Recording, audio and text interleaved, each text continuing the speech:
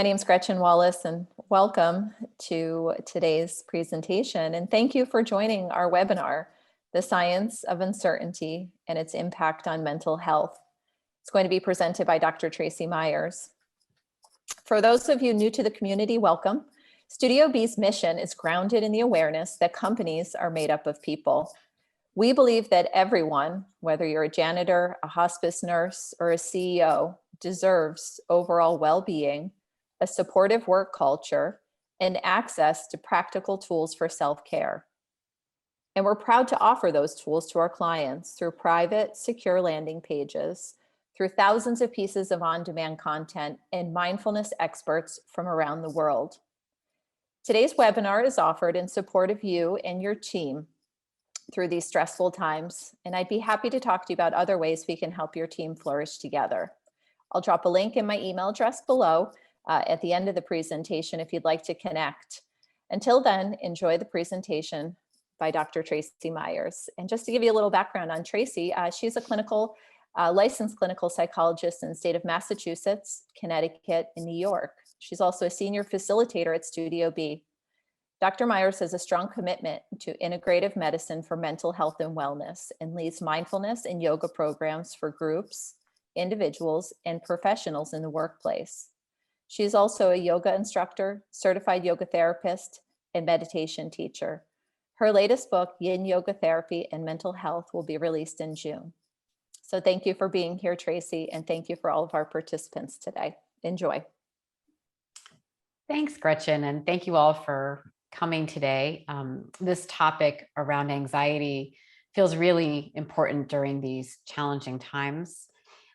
So I want you all to feel comfortable using both the chat and the Q&A during this webinar. So the Q&A is specifically if you have any questions you'd like to ask me, and feel free to use that throughout the presentation. And then we'll use chat periodically to check in and talk about your experience with some of the practices I'm going to lead today. So I'll be doing some discussion, some practice time, and then save room for discussion as well. So I'd like to start with a grounding practice, what I often call a soft landing, because most of you are coming from somewhere, and this may be your first opportunity to land. So let's practice that together. This is also a practice we're going to talk about during the webinar today around ways to come back to the present moment when we're under stress. So this is a grounding practice, and we'll begin by literally feeling our feet on the ground. So that might require shifting a little bit in your chair and see if you can make contact with the floor. And notice where the contact is. Notice the feeling maybe of your feet in your shoes, or the contact with different parts of your feet on the floor. Noticing the sensations. Maybe you notice tingling or cold or heat in your feet. So just noticing that experience of grounding. And then I'm going to invite you to notice the chair and how the chair is supporting you. So perhaps here, either closing the eyes and just allowing the sensations to come from within, or just keeping your gaze soft, maybe away from the screen for a few moments. And notice the points of contact with the chair underneath your legs, your sitting bones, your back. Just feeling support under your feet, under your back. Just getting comfortable noticing there's support around you. And then from here, perhaps noticing your hands. Maybe your hands are resting on your lap, or maybe your hands are resting on a surface. So just noticing your hands. Even knowing that you have hands without looking. That's feeling. It's called a felt sense. We can sense inside of us different sensations in the body. Then just opening your awareness now to include your whole body as you're sitting right now in this chair. Let's notice Any sensations in the body, maybe even gently scanning, starting at the top of the head and noticing sensations in the head, neck, and shoulders, arms, torso, back, legs, and back to the feet where we started. I'm just noticing how the body is feeling right now. And for the last minute or so of this grounding meditation, invite your awareness to come to the breath. If you'd like to take a couple of deeper breaths, breathing in through the nose and gently breathing out, maybe with a soft sigh, nice and slow. Let's do that again, breathing in through the nose and softly sighing, breathing out. And then see if you can find a natural rhythm of the breath. Just noticing the in-breath and the sensations associated with the in-breath. And then notice the out-breath and the sensations as you breathe out. Maybe noticing where the breath feels most pleasant. Belly rising and falling. Maybe the lungs filling and expanding with fresh breath. Or maybe the air coming in and out of the nose.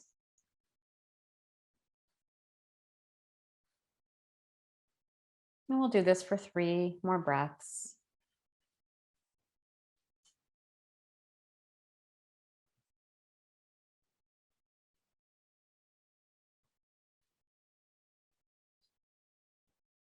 And then let's take a final breath together, breathing in through the nose. And one more gentle exhale with a sigh. And then slowly opening the eyes if your eyes were closed, gently coming back to the space together. Maybe a little wiggling or gently moving or a little stretch, just letting the body come back. So if anyone would like to share in chat, and I'll ask you periodically today, what did you notice in that practice today? Just kind of checking in and seeing. Kim said, oh, I needed that. Yeah. It took me a bit to unwind.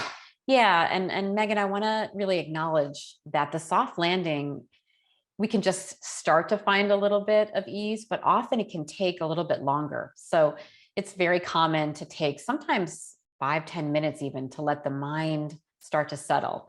And we'll talk about why that is today. Kim was noticing tension in her body. Yeah. And I think as we slow down and start to tune in, we can get more and more detection skills. We call it interoception, can really start to detect these subtle signs of stress, sometimes even before we're consciously aware of it. Kim said serenity starting to wash over. Yeah, beautiful. That's such a nice way of saying it. Yeah. So again, I love to do short practices with this idea of noticing how even after a couple of minutes, something shifts or we notice that we're struggling. Both of those are really helpful information, especially when we're trying to navigate something like anxiety. So let's begin. I'm going to share my screen and we'll begin to discuss what anxiety is. Many of you are familiar with what anxiety is, but specifically what this idea of uncertainty is and how that can manifest. And then we'll talk about tools to work with anxiety in general, and then more specifically around this uncertainty, not knowing what to expect. So first, we're going to talk about why does uncertainty, not knowing what to expect, right? Not knowing what the future is going to hold. Why does that specifically create so much anxiety? And then we'll talk about what are the behaviors that typically happen as a result of uncertainty. We'll talk about strategies to reduce anxiety in uncertain times, especially bringing some more compassion in. And then we're going to talk about emotion regulation. This is a topic that I find so important when we're really dealing with difficult emotions. How do we regulate our system? And particularly, can we use mindfulness to help us do that? So let's talk about anxiety. It's the #1 mental health issue worldwide. So this was even prior to the pandemic. Prior to the pandemic, about 1 in 4 people in the United States suffered from a clinically significant level of anxiety. And I'll talk about what that means, clinically significant, in a moment. But we know worldwide, about 4% of the whole world population, this is again prior to the pandemic, suffered from anxiety. So it's prevalent. And then you add in a pandemic where the numbers went from about 1 in 4 to about 1 in 2, about half the population. I've seen studies that are closer to 60% of us have met a diagnosis of anxiety over the past couple of years. So we are an anxious group of people. And we know that a lot of that related to the pandemic, uncertainty in the world, and just not knowing what to expect in general, that uncertainty principle. So what specifically is anxiety? I mean, we talk about it. We kind of know, oh yeah, I feel nervous or anxious, but I'm going to go through the definition and then talk about some of the challenges around coping with anxiety. So anxiety disorders involve excessive fear. So all of us experience fear, and often there's something very valid about what we're fearful of. When we're anxious or when we have an anxiety disorder, it's excessive. It goes beyond maybe what the situation calls for, or it ends up sticking with us for a long period of time. So when people ask me, I don't know if my anxiety is a problem or not, I'll ask them, how much does it interfere with your daily life? Does it take away time that you would be working or interacting with your family because you're just so lost in worried thoughts?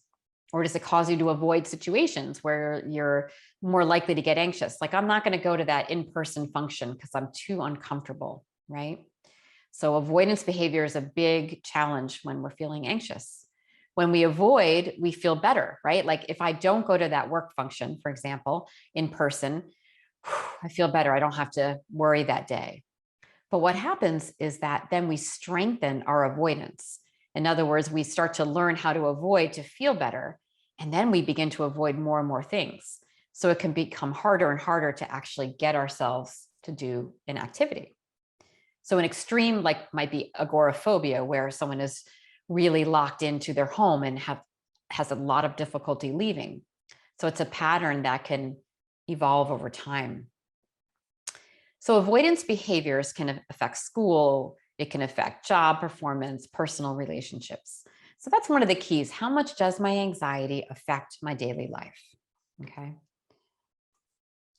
So there's 2 main components to anxiety. One is the physical aspect of anxiety. We often associate anxiety with mental worrying, but there's a physical component, a strong physical component. Tension, headaches, shortness of breath, elevated pulse rate. So these are all things related to a sympathetic nervous system arousal, that fight or flight feeling. So when we are feeling anxious, there's a whole system at play trying to essentially adjust to the situation, right? So if our nervous system is saying there's a problem, something bad is going to happen, we get prepared. Our fight or flight system takes over. On the emotional part of anxiety, that's more of the cognitive processing that's happening. There's often worries or ruminations, nervousness, fears, and these fears can get really extreme. So, for example, someone who might have significant panic attacks might feel like they're going to die. The physical sensations often lead them to think something's terribly wrong, right? So physical and emotional components of anxiety can impact daily life significantly.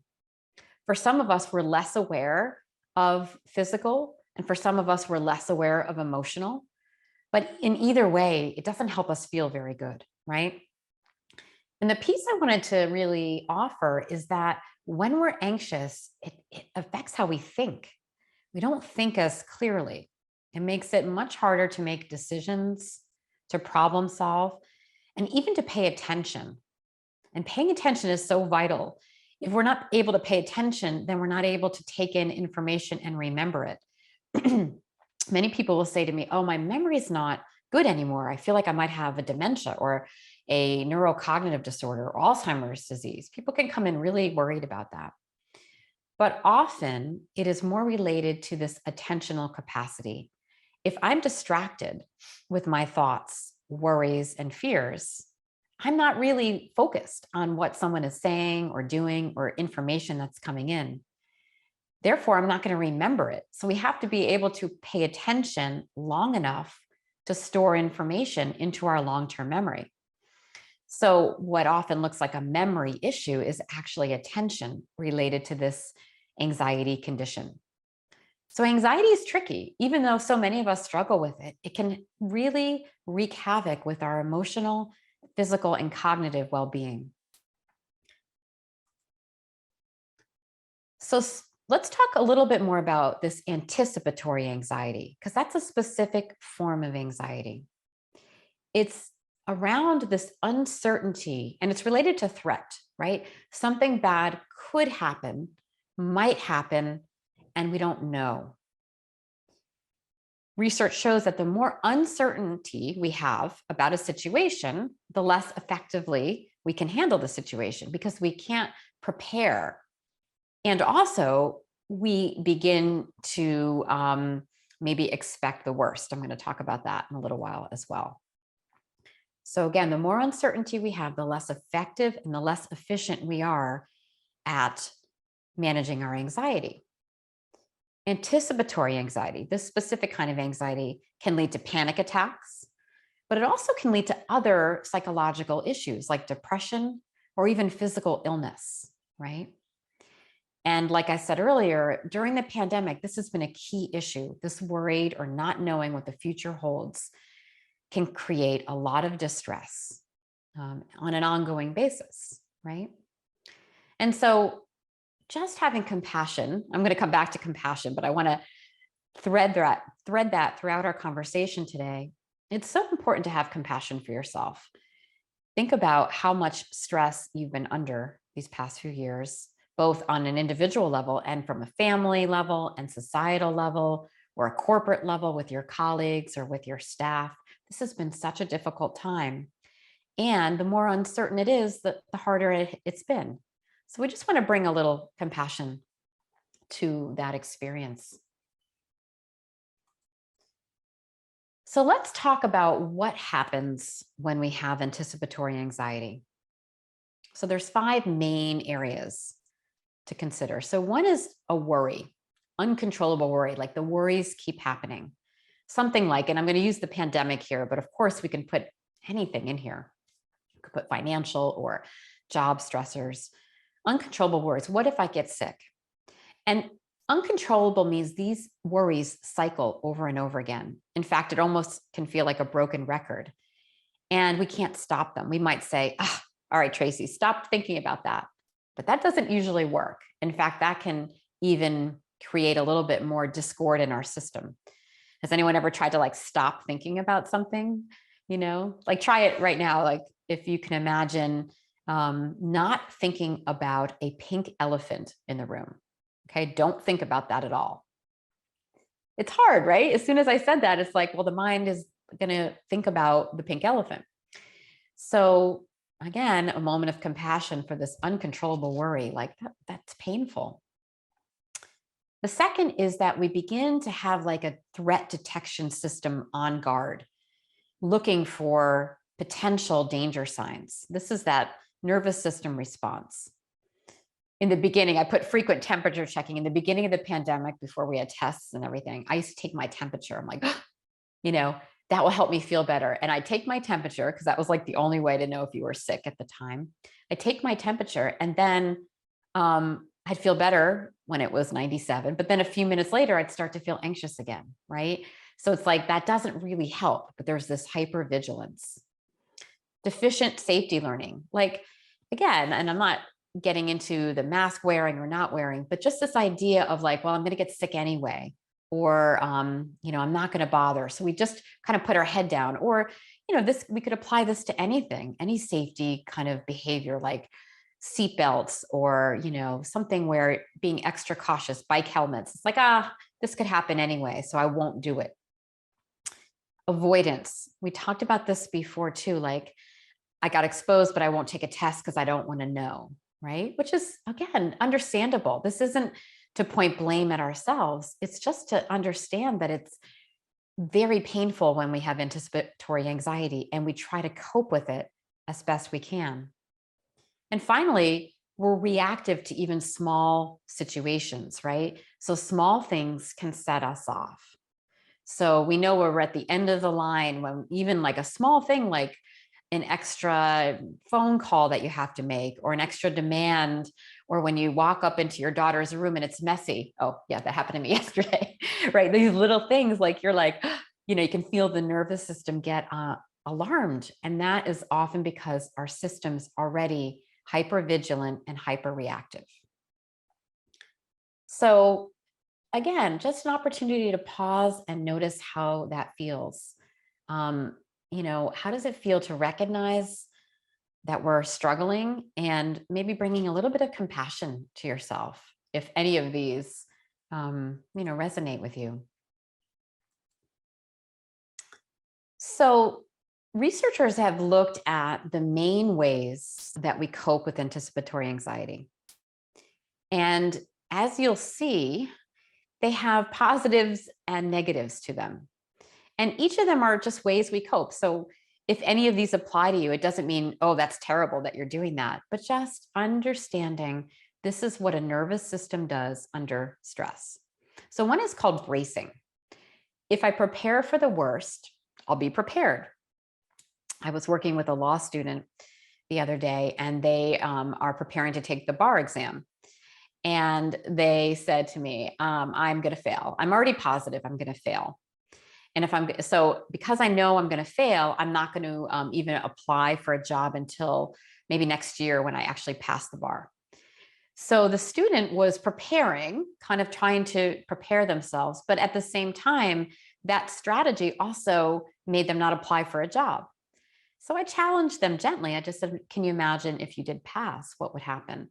And they kind of laughed and said, well, I wouldn't get it. I guess I wouldn't have a job, right? So you can see how bracing, while protective, can also inhibit, right? Denial. Maybe I'll just pretend it's not happening and it'll go away. That's not a bad idea sometimes if it allows us to focus in the moment. But what happens to our system is that it typically creeps right back in. So if we say, it's not a problem, our system, our nervous system may remind us by making it hard to fall asleep at night. Or maybe we get upset at something else because we don't want to think about the situation itself. Externalizing, like, it's your fault, you know, making it someone else's fault is a way to cope with the distress, right? And this last one was so common for many of us, which is numbing out. If I'm too tired or busy, medicated, I won't feel the pain. None of these are bad. They each have some coping mechanism, or else we wouldn't do them. If they didn't work, we wouldn't do them. So we want to appreciate that, of course, we want to feel better. And we want to recognize that some of these over time are less adaptive. You know, we have this idea that our coping skills are healthy, and often they start out that way. But if over time they start to impact our functioning, then they become what we call maladaptive. So I would really say most coping skills start adaptive, but can turn maladaptive over time. What I'm going to introduce to you today are some what we call more adaptive skills that don't have some of the negative side effects, so to speak, of these 4 ways that we cope with anticipatory anxiety. All right, so how do we cope then? And what are some adaptive ways that actually help us to manage our anxiety? So I want to talk about 3 specific domains. First is somatic resources. using the body. And we're going to do some short exercises. We did the grounding, right? And so this is in that same area. Some resources to help us when we're really gripped with anxiety, especially worried thoughts about the future. Second, I'm going to talk about emotion regulation, what that is, and give you a little sample of how you might use emotion regulation to manage anxiety. And third, my tried and true, which is compassion. Can we bring compassion to our experience so that we can be kinder to ourselves and recognize we're not alone, which can play a big role in how we cope and how we feel when we don't feel so alone in our situation. So let's talk about grounding and stabilization. A colleague of mine, Janina Fisher, who works with people that have had trauma, talks about how mindfulness-based techniques can calm the body. When we talk about calming the body, that is a somatic resource. That means I'm learning a resource, or I've learned how to use my body as a resource for soothing. When we do that, that can change how our brain and our behavior function. So as Janina says, we can use the techniques to calm the body, to activate the frontal lobes, the part of the brain that helps us to problem solve, helps us to plan, helps us to adapt. And finally, that impacts our behavior. So I always like to go over the definition of mindfulness because that plays a role in our somatic resourcing. John Kabat-Zinn's definition is really the one I like to offer because it's very basic. It has three main components. It's paying attention in the present moment on purpose and non-judgmentally. So we start to introduce this compassionate part. It's like we're going to notice what's happening right here and now and not judge it, right? And then also we want to bring some body cultivation. Stahl and Goldstein, who wrote the mindfulness-based stress reduction workbook, it's a great tool, they've added this idea of cultivating awareness in the mind and body. And that helps us begin to use our body as a resource for coping. Okay, so somatic resources are physiological functions that help us create a sense of well-being and safety on a physical level. We can use them when a person's aroused, when their threat detection system is now activated. And it can help us come back to baseline, what we call homeostasis, right? Somatic resources, what are those? Okay, so we are going to do a few of them. They can be mindfulness of the breath, like we did in the beginning. It could be body awareness, like grounding, feeling your body physically, and also using the senses. So we're going to play with a few of these techniques in a moment. And each of these, as we're practicing today, you're going to notice, oh, this one may be really effective for me. And this one, not so much. So I want to just offer these different tools so that you have a sense of what might work for you and know that it's different for everybody. Okay. All right, so this is one of my favorites, and I like it because it's so easy and no one even has to know what you're doing. So I'm going to ask us to practice this together now. I'm going to first invite you to consider a situation that might be stressful, okay? And you don't need to select the most stressful. In fact, I'd encourage you to pick something that's like moderately stressful, all right? And if you're comfortable closing your eyes, I'll invite you to do that. Or the option, of course, to keep a soft gaze and just lower your gaze down away from the screen. And begin to observe what your body feels like right now as you imagine this worried situation or something you've been worried about. Maybe you notice some tightening or tension in the body. Maybe imagining a particular situation where the anxiety was present. You might even notice some thoughts about the situation. Maybe noticing what's making you anxious or what particular worries are most predominant right now.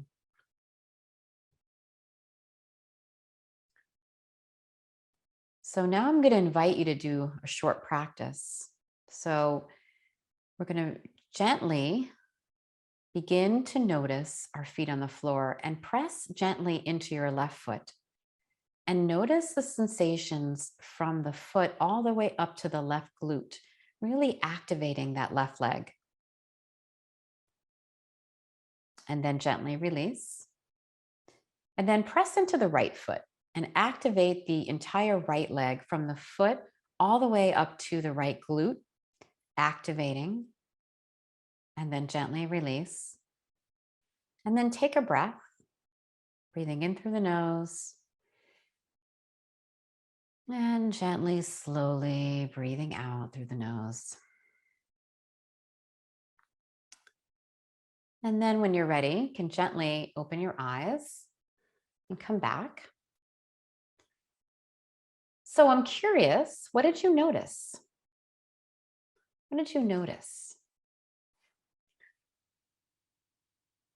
I know for me, and if you want to enter that into the chat, that would be great. But I noticed for me, when I do this practice, that my thinking begins to shut off as I feel my feet on the ground, that somatic resource becomes the attention point rather than my thoughts or the uncomfortable sensations in my body. Megan said how much tension I have, right? So sometimes it actually alerts us to our attention, to tension in our system. And then for some of us, most of us may notice a shift from the tension and worry to a brief reprieve.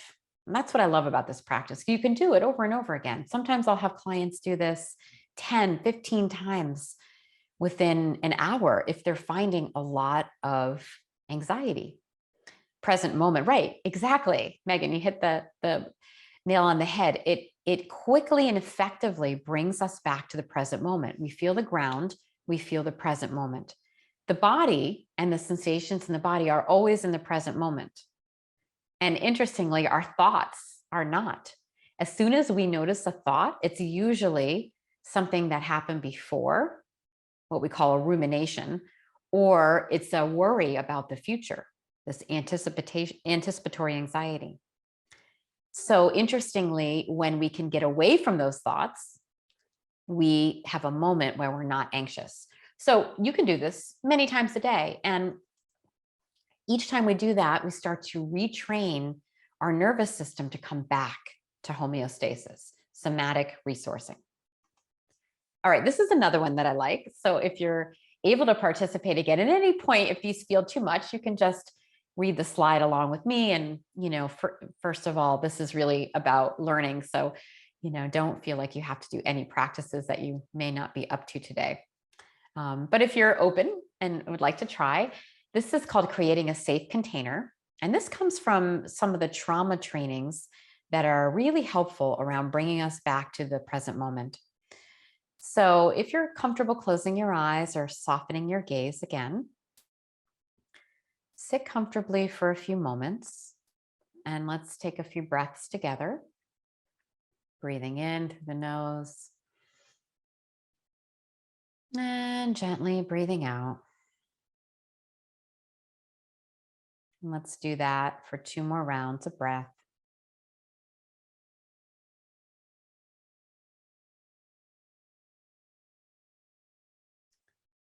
Now, I'd like you to imagine a container of some kind. And this container could be a beautiful box. It could be like a chest. It could be a kind of a plastic Tupperware, but any kind of container that could hold your thoughts and feelings. Make sure this box has a lid to it, okay? So it could be pretty and decorated. It could be very basic, like a trash can.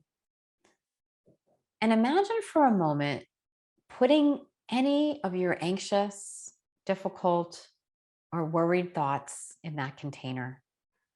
Maybe even imagining them floating in, or maybe they're flying into the container. Or maybe you're placing them in like notes, little sticky notes. And imagine placing all of them into the container, knowing it's just for a brief time. putting the lid on, maybe even placing it on a shelf or burying it in the sand. You can retrieve your items anytime you want. But for now, just focusing on this present moment, your breath, or whatever activity you choose to do. So you have the freedom to choose whatever you want to pay attention to in this moment. And when you're ready, let's take a couple of breaths together. So appreciating your willingness to perhaps place your thoughts and worries away for a few moments. And then begin to open the eyes and come back. So this is a guided visualization, and some people find it helpful to do this perhaps at night or when you're about to do an activity where you really want to move away from those worried thoughts. The idea is not to suppress or deny them, but it's to acknowledge right now, I'm going to choose to attend to something else. So it's a freedom, it's a choice. And the idea is not to never look at these thoughts again, but it's to invite them to to kind of go away for a few moments or be a little bit off to the side. And again, if anyone wants to share what that was like, how that created a safe container might be. I've had people literally create these containers and then write their worries and put them in there. So you can actually do it physically, which can be fun and sometimes a little bit creative too. All right, this is another somatic resource. And so let's, again, try this together if you would like. This is adding in a little bit of somatic resourcing by using our body, okay?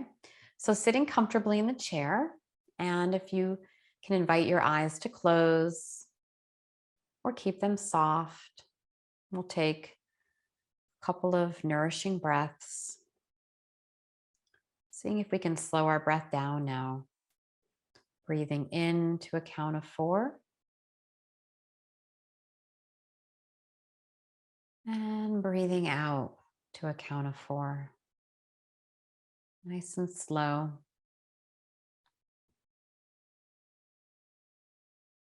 Seeing if you can keep a slow, relaxed breath.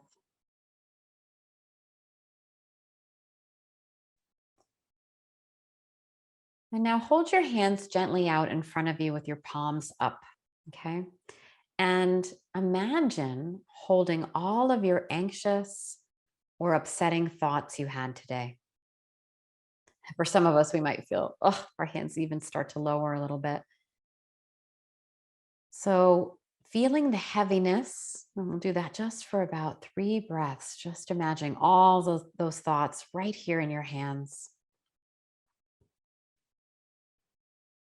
And now turn your palms over. Imagine emptying your hands of all those negative thoughts, just letting them go for today. Continuing to breathe.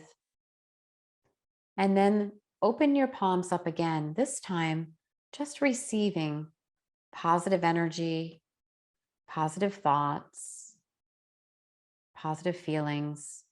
Just imagine receiving support and kindness and compassion. And then gently release your hands down. And let's take a couple of breaths.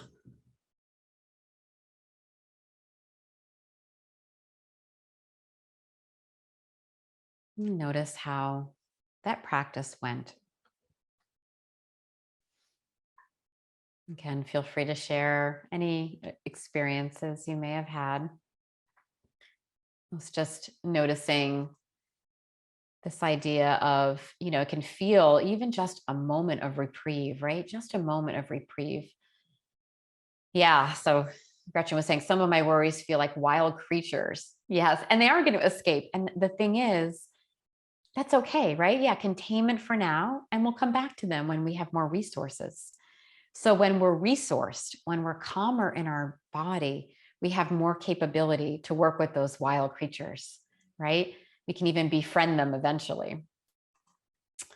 All right, so our final grounding resource, and we'll move on after this to emotion regulation. This is called using the senses, and this is a grounding technique. And I've used this with people, especially if people are starting to have anxiety attacks or panicky feelings in the moment. This can be really helpful to come back. Our senses are a way to come into the present moment. So this is called 5, 4, 3, 2, 1. And we can do a few of these right now together. So first, I'd like you to use your sense organ of your eyes, if you can, and describe to yourself, as you look around the room, 5 things you see. Maybe noticing the color, the shapes, almost like it's the first time you've ever seen this item. So not judging it, whether you like it or don't, but just noticing what you see. After you do those 5 things, I'm going to invite you now to use your sense of touch and see if you can feel 4 different things around you. So maybe you can feel your chair or your hands, different textures. Just really noticing your sense of touch, maybe rubbing the hands together.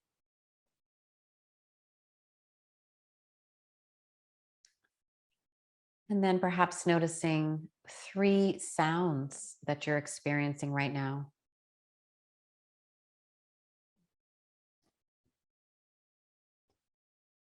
When we really tune in, we might hear the wind or the sound of the birds. And then turning to our sense of smell, perhaps seeing if you can smell 2 things around you.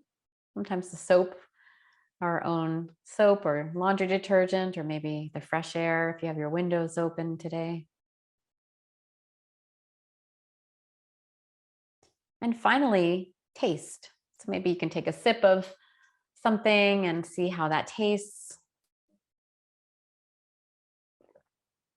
Notice the sensations. Is it sour? Is it sweet? So this is using the senses. And you can do, sometimes I'll just have people do the vision, right? Just looking around the room and eyes open. And that can be very grounding when we're feeling anxious. So you can take all of these or 1 or 2 of them and have that be part of your grounding. All right. So those are a couple of grounding techniques. I just want to review them really quick. 2 feet, 1 breath. Creating a safe container.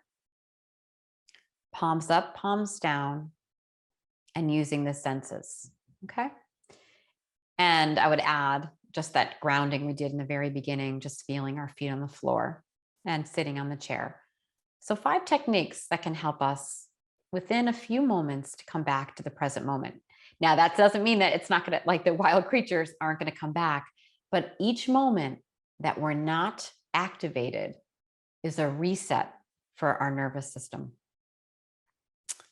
All right, I want to move now to the second coping strategy for anxiety, which is called emotion regulation.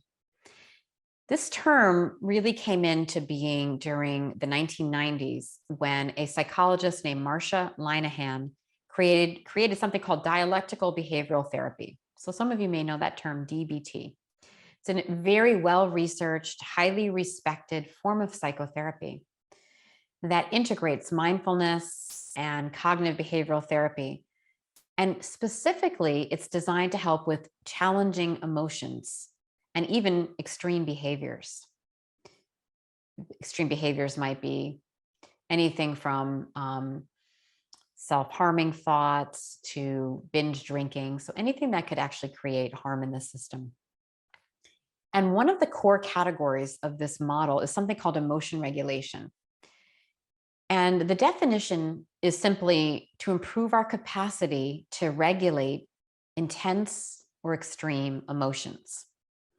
So notice what's not in this definition. It doesn't say we shouldn't have these or there's something wrong with us.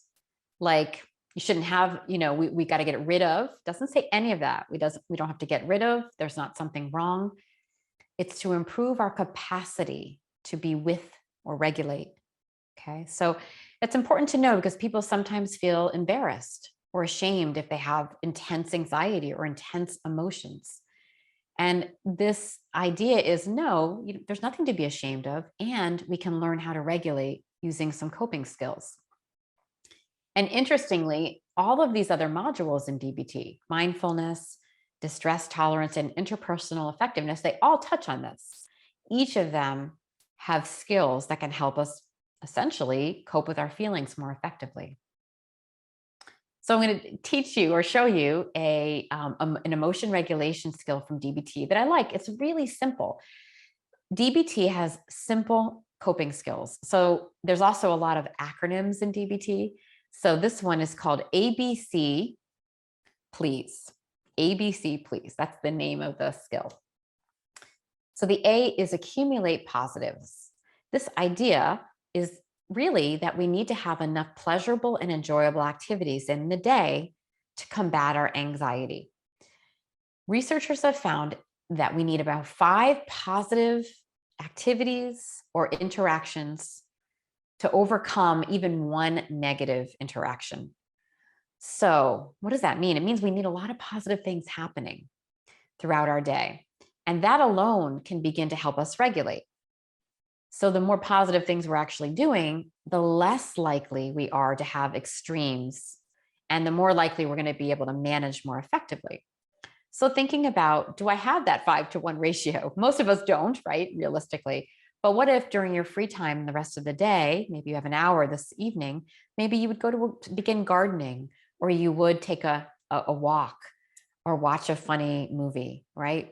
And to know that you're actually creating emotion regulation. That's pretty cool. The second is building mastery. I'm going to talk about this at the end as well, but there is something when the mind is in a flow state, when it's doing something that you feel good about, regulates the emotion. During the pandemic, like many of us, I decided to start doing puzzles. And I got such a kick out of the puzzles. I found them to be so relaxing. In fact, after dinner, I still do them now. My husband will do it, or sometimes my kids will walk by and start to join. And it's just something that gives us a sense of mastery with something very simple. Now, granted, I have not moved up to 1,000 pieces. I'm doing 500, and that makes me feel good. But it's really like this idea of mastering something fun and simple and keeping our minds in a flow state. And then this idea of soothing, knowing something's going to be stressful. Maybe we're going to plan ahead. That's the coping, and give ourselves 10 minutes to do one of those grounding techniques, right? So those are the ABCs. I just noticed Kim said for the A, is the positive activities alone things, or do positive colleague interactions at work qualify? Yes, Kim, absolutely. I think that actually it's really important to have both inner and outer positive experiences. And really, when we're with people, it can be even more fun. So absolutely, you can do it with other people. Okay, and then the second part of this emotion regulation is really looking at our body. It's looking at how can we use physical practices in the body. So showering, brushing teeth.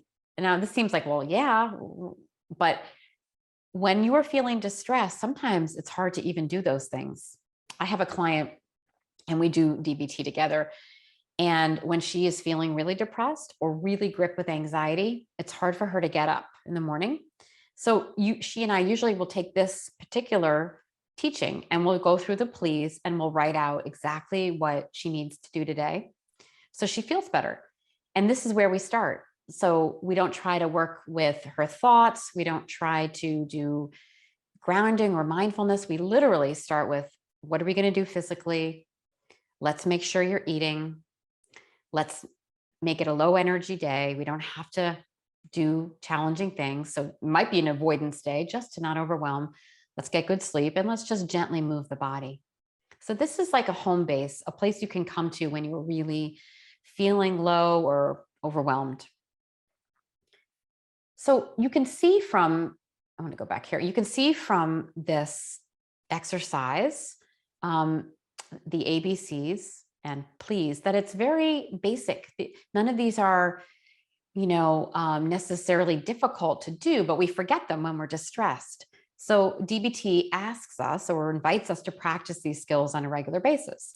So with my client, I might have her do a week of focusing on ABC, please, and write out what she's doing. So we all can do that. The idea of building mastery and focusing on our bodies. Okay, last piece I want to invite us to talk about is compassion. And particularly, how can we be kind to ourselves when we're gripped with anxiety and uncertainty? 3 components of self-compassion, which many of you may be familiar with. Studio B, we have so many different self-compassion practices because it works, because it helps with anxiety and depression. But these 3 pieces, number 1, being mindful, like we've been practicing today, noticing where we feel anxiety in our body, or noticing some of the beliefs and worried thoughts. And then bringing kindness to that, recognizing, oh yeah, I'm doing the best I can, and this is hard. And then this last piece around common humanity, recognizing you're not alone. I hope you heard today, and this is why I talk about the statistics so much, is like, if over half of us have anxiety, I'm not alone. I know other people feel just like I do. So we can really feel the kindness for ourselves. You might even imagine when you're feeling anxious, oh yeah, just like me, other people feel anxious. Just like me, I have worried thoughts that make me distracted, right? When we don't feel alone and we feel more connected, what happens? Well, we feel more like capacitated. It goes back to that capacity to manage stress. We feel like, okay, I'm not the only one, and I can also use skills, right? Just like me, right? Just like me, if this works for someone else, this could work for me as well. We know with self-compassion that it can increase our satisfaction and happiness, self-confidence, even how feeling appreciative of our bodies. There's a beautiful self-compassion practice that I like to lead, which is called an affectionate body scan. It's one of my favorites because we actually bring affection or kindness to parts of our body. So let's try that. We just have like a couple of minutes, but I want to do that one really briefly so you can see what that feels like. So I'm going to invite you once more to close your eyes or take a soft gaze, taking a few breaths.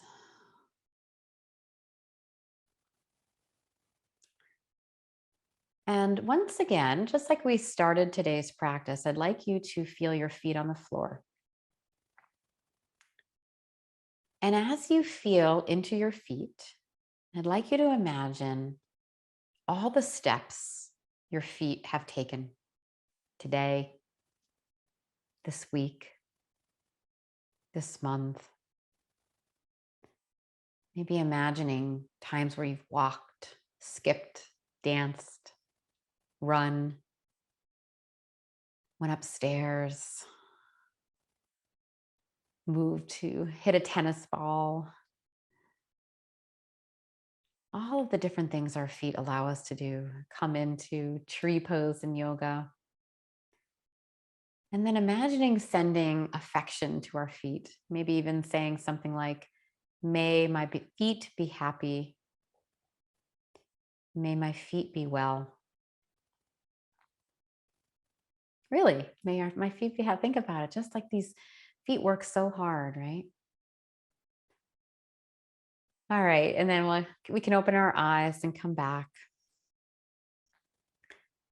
So that we can do this whole practice. You can do your whole body this way. I love to do that, to think about what our body does for us and then bring kindness to it. And that can help us appreciate our body and also even improve immune functioning. There's lots of research around self-compassion in terms of decreasing inflammation, improving resiliency with illness. All right, just a couple of more slides I want to show you. So looking at self-compassion, to really be genuine about our struggles, recognize you're not alone, and then finding balance through our self-care strategies. Finally, and I talked a little bit about this, when we're having a lot of anxiety, we can find flow states. It could be a puzzle, it could be Wordle, it could be small things throughout the day where we really can take that distraction and channel it into some mastery, just like that emotion regulation slide, right? When we're doing something that occupies us, but it's in a positive way, it gives us moments of relief, and we need that. So that's also a fun thing to plant throughout your day. So where to begin? So we want to increase mind-body activities, including mindfulness and self-compassion practices, the grounding, the stabilization practices we did, stepping away from things that cause anticipatory anxiety, like the summer may be even worse. Inflation might go up, right? Those things like, okay, I'm going to actually not do that for the next couple of hours. And then this idea of kindness. And if you're feeling more capacitated today, maybe reaching out to someone who's struggling, a friend or a colleague, that helps us have more compassion for ourselves and for others. All right, so I'm going to stop here and see if anyone has any questions or comments about anything we covered today around anxiety, anticipation, and emotion regulation practices.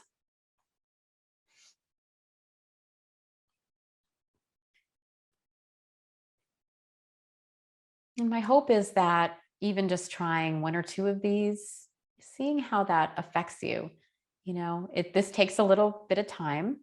And, often people will say, oh, it didn't really work. I was so anxious today. But then, keep practicing, keep trying it, a couple of days. And then a couple of days, you may notice some changes in your nervous system. Kim said, I thought I knew a lot of people who, oh, I'm sorry. I thought I knew a lot having lived with generalized anxiety disorder my whole life. I was wrong. Thank you so much. Oh, so nice to hear that, Kim. And yeah, even if we've struggled with anxiety, generalized anxiety is so common. There are new things we can learn and also ways that we can work with it. So I'm so glad that you found some things that were helpful. So I'm really grateful to have been here today. And as always, to Studio B for all of these wonderful presentations that they offer.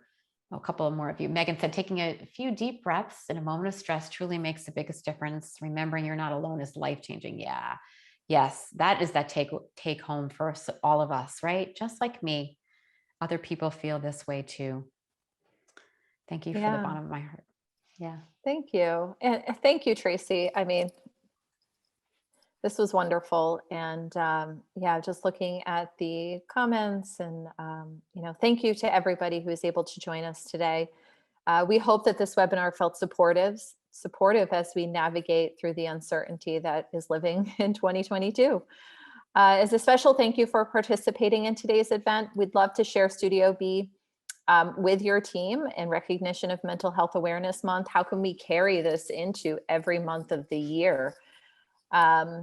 As I mentioned before in the presentation kickoff, we provide organizations with digital tools and live resources to care for employee well-being all year round.